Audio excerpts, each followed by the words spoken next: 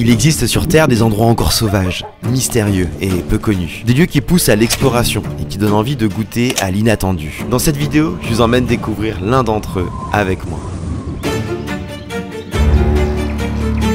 Je suis au milieu de nulle part et je suis solo du ghetto, bien évidemment.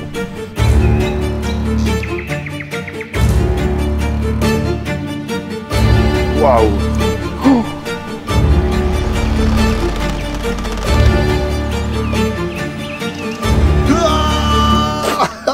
Ah putain de merde.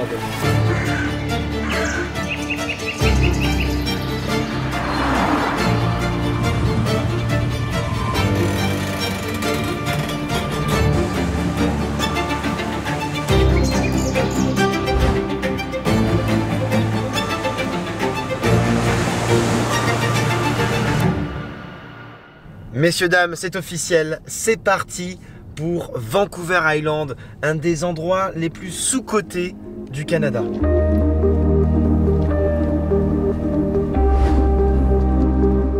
Pour m'y rendre, je suis parti en ferry depuis Vancouver jusqu'à Nanaimo, la deuxième plus grande ville de l'île, située juste en face. Le trajet dure 2 heures et il donne déjà un avant-goût de l'ambiance qui règne sur l'île. Le temps semble s'arrêter doucement entre l'océan et les montagnes.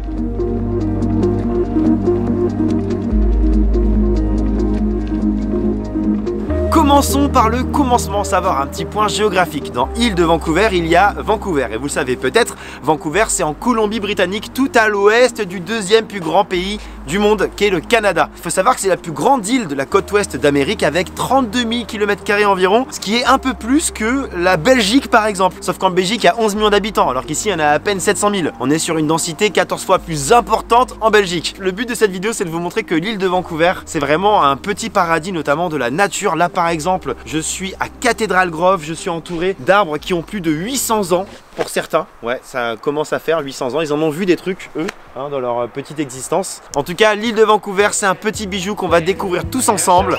C'est parti!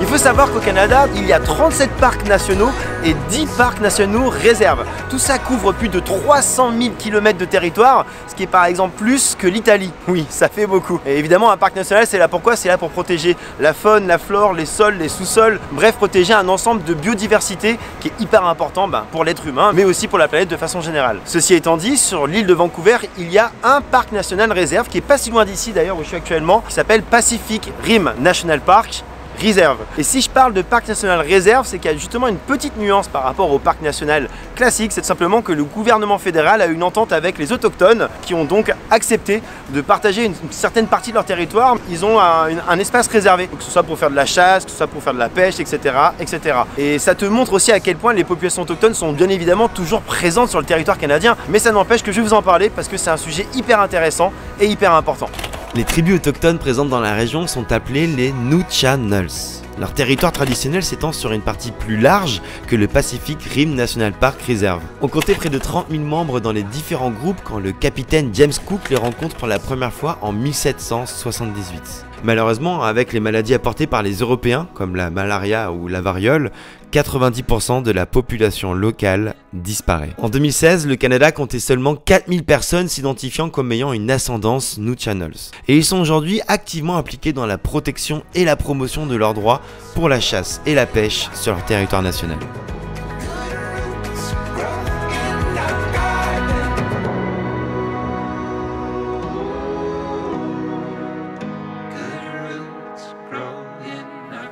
Bienvenue dans mon humble demeure. Comme vous le savez, j'ai vécu un périple assez intense en traversant le deuxième plus grand pays du monde d'est en ouest en train pendant près de 100 heures, donc ça a été quand même une très belle aventure. Mais je me suis dit que justement, pour terminer ce beau périple, j'allais me poser dans un endroit cool. C'est bien pour ça que je suis venu sur l'île de Vancouver. C'est que de la nature, il y a très peu de gens hors saison, c'est magnifique. Et c'est encore plus pour ça que je suis venu à Tofino, qui est une petite ville qui vaut vraiment le détour. Je suis actuellement sur la terrasse de ma petite treehouse à Middle Beach Lodge. Et cet endroit, je l'ai trouvé via Booking.com avec qui je collaborent pour cette vidéo. Booking.com, vous connaissez sans aucun doute, ça fait 25 ans qu'ils existent. Ils sont présents dans à peu près tous les pays du monde. Ils sont leaders sur la réservation de voyages. Et là, ils ont sorti quelque chose d'hyper intéressant. Vous connaissez mon amour pour les fun facts. C'est les Travel Predictions 2023. C'est une grosse étude qui rassemble les données de près de 25 000 personnes de 32 pays différents et qui vont nous dire justement à quoi s'attendre pour les grandes tendances dans le tourisme en 2023. Et ce qui est bien, c'est que j'ai tout de suite accès aux données liées aux franchises. Bref, je vais vous les partager, mais sachez que je vous mets tout de suite le lien en description afin que vous découvriez ces Travel Predictions 2023. Par exemple, en 2023, les Français ont fait part de leur volonté de s'éloigner des commodités de la vie moderne. C'est-à-dire que 55% des franchises ont évoqué leur désir d'échapper à la réalité pendant le voyage, donc le quotidien.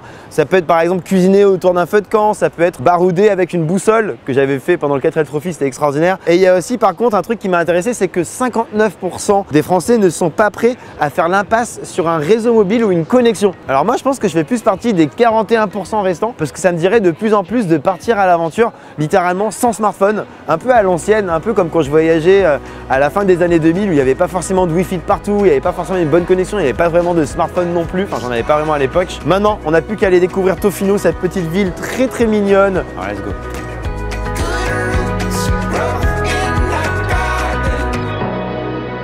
Autrefois habité par les populations Nuu-Channels, puis par une communauté de pêcheurs, Tofino est aujourd'hui la capitale du surf au Canada.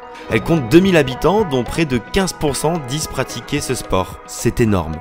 Aujourd'hui, l'économie de la ville repose sur le tourisme, puisqu'elle accueille beaucoup de visiteurs attirés par ces vagues. Et juste à côté de cette petite ville s'est déroulé un événement étrange.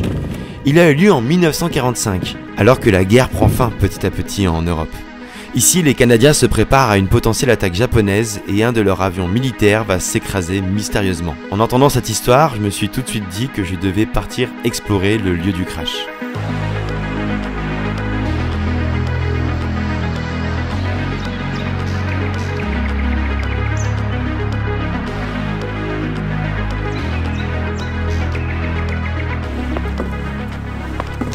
Une chose est certaine, venez équipé pour cette randonnée, parce que là, je peux vous dire, qu'en chaussures classiques, j'aurais fini tout nu.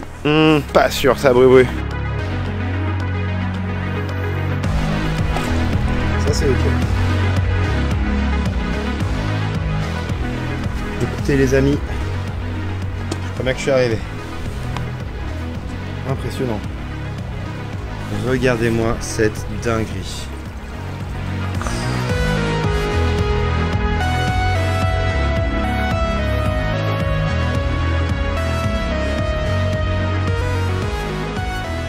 Il faut quand même que je vous raconte l'histoire derrière ce crash parce qu'elle est hyper intéressante. On est en 1945. À ce moment-là, les Américains, que ce soit donc les États-Uniens et les Canadiens, s'attendent à une attaque d'ampleur justement sur leur sol. Et la première cible de cette attaque était selon eux l'île de Vancouver. Donc il y a un aéroport qui a été fait à Tofino en toute urgence. Il y avait des radars qui analysaient jour et nuit ce qui se passait aux alentours. Et le 10 février 1945, ce bombardier Kanso qui est derrière moi part avec 12 membres d'équipage, avec 4 bombes de 100 kg chacune anti-sous-marin. Comme vous pouvez l'imaginer, malheureusement, ce bombardier n'est pas allé très loin. Après quelques minutes de décollage, un des moteurs va lâcher et le bombardier va s'écraser au milieu de la forêt aux alentours de Tofino. Par je ne sais quel miracle, aucune des 12 personnes qui étaient à bord de ce gros bombardier se retrouve décédée ou disparue. Ça fait donc tout de même 80 années que cette carcasse est ici. Et il y a quelques petites mares qu'on peut voir un peu plus bas. Et ben en fait, ça c'est pas des mares naturelles, non, c'est juste que les militaires sont venus dans les jours suivants afin de récupérer ce qu'ils pouvaient récupérer. Et en fait, les bombes étaient tellement lourdes et galères à transporter qu'ils ont décidé de les faire péter à quelques dizaines de mètres. Cette histoire est vraiment hyper intéressante. Ça te montre à quel point l'île de Vancouver, elle est pleine de surprises aussi. C'est mine de rien pas un endroit qui est si touristique que ça non plus. Alors que littéralement ça vaut vraiment le détour et qu'il y a des pays où des carcasses d'avions, faut prendre un bus pour pouvoir aller les voir. Donc je peux vous dire que ici, c'est pas cette même ambiance. Bref, l'histoire est passionnante.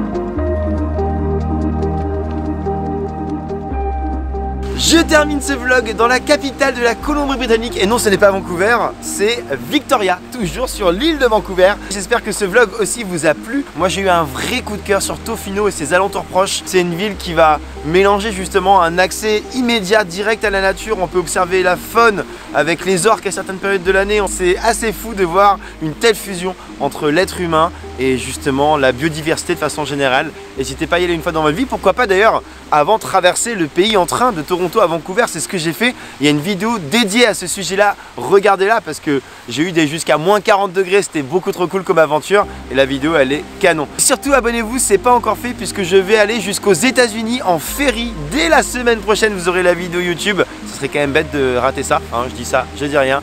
Un petit pouce bleu aussi, ça fait toujours plaisir, désolé de le dire, mais c'est vrai que ça permet d'avoir un peu plus de motivation et aussi de visibilité sur la belle plateforme qu'est YouTube. En tout cas, j'ai plus qu'une chose à vous dire, surtout, n'oubliez pas de voyager. Peace!